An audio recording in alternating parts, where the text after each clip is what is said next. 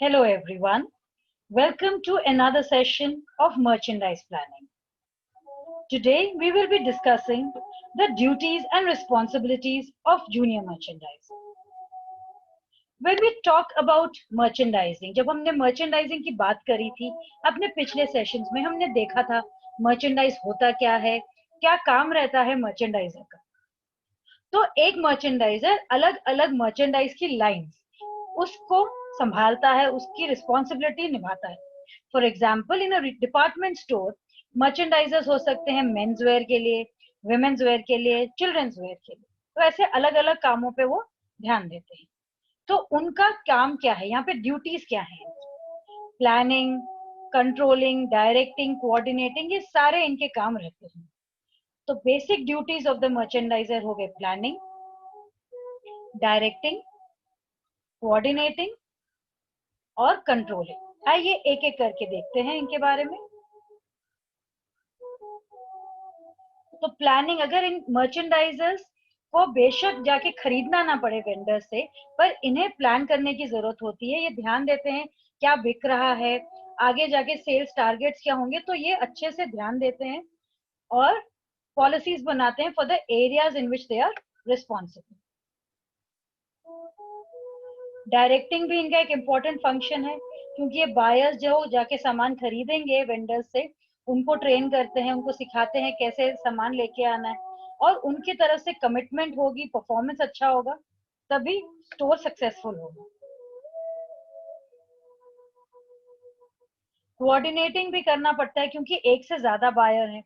तो ये जो बायर्स हैं वो सामान लेके आते हैं, वो स्टोर इमेज के हिसाब से होना चाहिए, और साथ में जो बाकी बायर्स ला रहे हैं वो भी स्टोर इमेज के हिसाब से होना चाहिए, कस्टमर्स अट्रैक्ट होने चाहिए।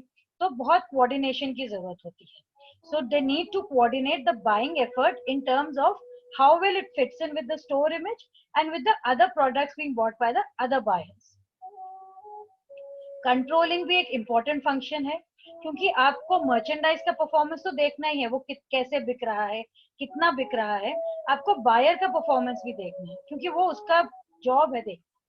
तो buying performance can be evaluated on the basis of net sales. अगर आपका सेल्स बढ़ रहा है तो आपको कंट्रोल में रखना है, अपना प्रॉफिट बना के रखना है, परफॉर्मेंस बना के रखना है, ताकि सेल्स बढ़ता जाए। तो बहुत चीजें होती हैं जो विजुअल मर्चेंडाइजर को करनी होती हैं, ताकि कस्टमर्स का ख्याल रख सके और उनके इमोशंस का भी ध्यान रख सके, ताकि वो अट्रैक्ट हो और सामान खरीद के जाए। तो बहुत मर्चेंडाइजर्स होते हैं जो ट्रेनिंग भी लेते हैं ये सीखने के लिए कि क्या करना चाहिए और क्या नहीं करना चाहिए। तो क्या करना चाहिए पहले वो देख लेते हैं। So what is the responsibility to do the things?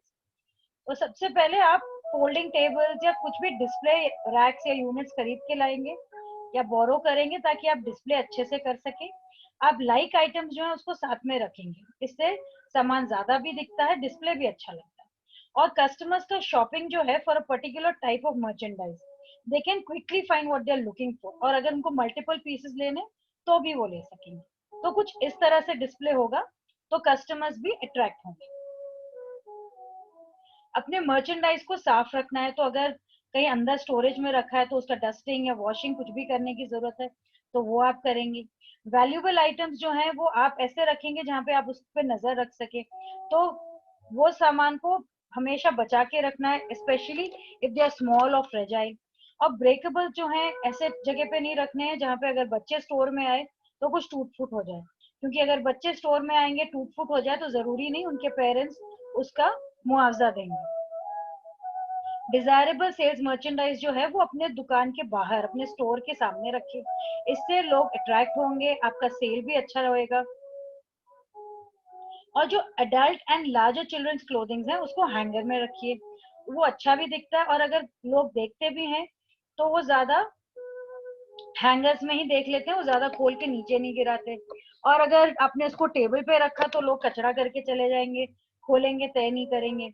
और बच्चों के कपड़े आप फिर भी वो तय करना आसान होता है, तो उसको आप रख सकते हैं टेबल्स पे, और उसको लेस स्पेस भी लेता है, वो स्मॉल पीसेस आराम से तय भी हो जाते हैं, तो उसको आप अच्छे से रख सकते हैं कुछ इस तरह। अब रिस्पॉन्सिबिलिटी क्या रहती है? Not to do these things. तो आप ज्यादा रगड़ रगड़ के पूरा मर्चेंडाइज को साफ नहीं करेंगे, प्रिपेयर नहीं करेंगे, इससे आपकी टाइम वेस्ट होता है। अपने जो टेबल्स और क्लोथिंग रैक्स हैं वो इतने पास नहीं रखेंगे कि शॉपर्स जो है वो अपनी दुकान में आराम से घूम फिर ना पाए, और जो भी सामान है उसको अच्छे से स्टोर में डिस्प्ले करेंगे। और कुछ भी ऐसा सामान नहीं रखेंगे जो टूटा फूटा हो या जो भी खराब हो जिससे कस्टमर परेशान हो, ऐसा सामान कुछ नहीं बेचेंगे। आप कस्टमर्स को ये नहीं कहेंगे कि जो सामान है वो चल रहा है अगर वो नहीं चल रहा है। So do not tell a shopper about products functioning if it is not functioning. और जो फीचर डिस्प्ले होता है, जैसे मैनिक्विंस आप रखते हैं, और मैनिक्विंस आप वहां रखिए जहाँ पे उसके आसपास ही जो सामान उसने डिस्प्ले किया वो वहां मिल रहा हो। ये नहीं कि मैनिक्विन कहीं और जो सामान डिस्प्ले करें वो कहीं। तो आपको वो भी ध्यान रखना है कि सब अच्छे से आसपास ही डिस्प्ले और प्रोडक्ट्स का स्टोर भी साथ में हो। आपका लाइटिंग भी बहुत इंपॉर्टेंट है। अगर आपका स्टोर अंधेरा अंधेरा सा होगा तो कोई खरीदना नहीं चाहेगा, और अगर आपका स्टोर अच्छे से वेल लिट होगा तो लोग अट्रैक्ट भी होंगे आने के। तो इसके साथ ही हमारा ये सेशन खत्म होता है। आई होप आपको अच्छे से समझ आ गया होगा, और कुछ भी अगर पूछना है तो आप जरूर पूछ सकते हैं। सो अपना ख्याल रखिए और खुश रहिए। Have a wonderful day.